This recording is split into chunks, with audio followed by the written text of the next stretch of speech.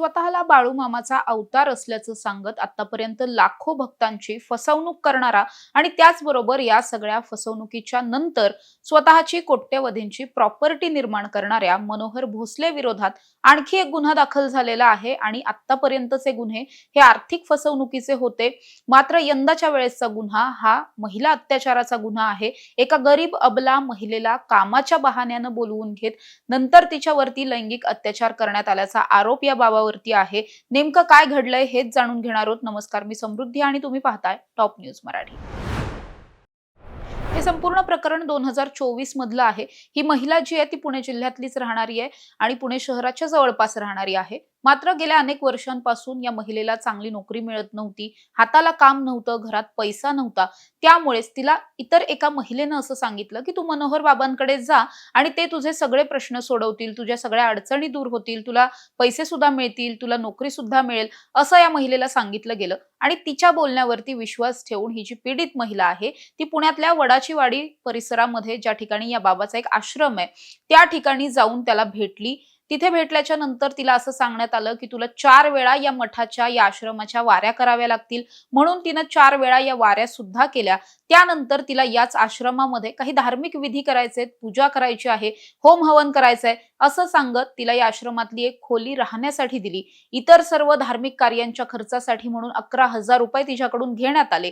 त्यानंतर मात्र असं झालं की एके दिवशी पहाटेच्या वेळेस हा मनोहर भोसले थेटपणे या महिलेच्या खोलीत घुसला।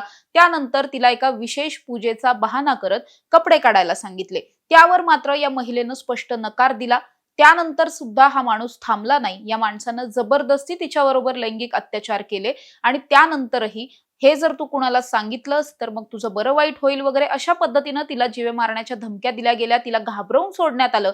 आणि त्यानंतर अर्थातच असह्य असलेली दुर्बल ही महिला होती, अबला होती, त्यामुळे तिनं सुद्धा या सगळ्या प्रकरणाची कुठेही वाच्यता केली नाही। मात्र जेव्हापासून या बाबाच्या विरोधात गुन्हे दाखल झालेले होते तेव्हापासून या महिलेला सतत असं वाटत होतं की आपण सुद्धा आपल्याबरोबर जे काही घडलंय त्याचा गुन्हा दाखल केला पाहिजे, तक्रार दिली पाहिजे।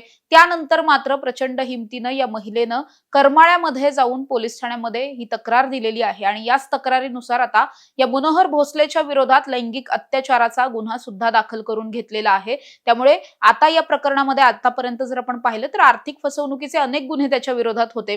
आता हा महिला अत्याचाराचा सुद्धा गुन्हा आहे। यापूर्वीचा सुद्धा त्याच्यावरती एक अशा स्वरूपाचा गुन्हा आहे आणि आधीचे गुन्हे असताना सुद्धा तो मोकाट नवीन गुन्हे करत सुटलेला होता। मात्र आता या प्रकरणामध्ये तो ऑलरेडी तुरुंगामध्ये आहे आणि त्यानंतरचा हा आणखी एक गुन्हा दाखल झाल्यामुळे लवकरच या गुन्ह्यात सुद्धा त्याची पोलीस कस्टडी मागून घेतली जाईल आणि त्यानंतर हे सुद्धा संपूर्ण प्रकरण जे काही आहे त्याचा तपास केला जाईल।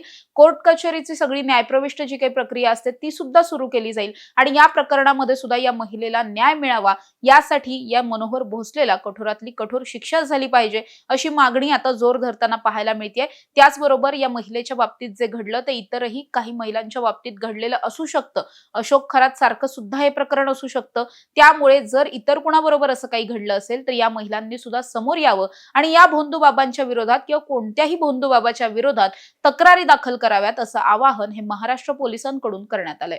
अशा ताज्या आणि महत्त्वाच्या बातम्यांसाठी तुम्ही पाहत राहा टॉप न्यूज मराठी। आपला महाराष्ट्र, आपली बातमी।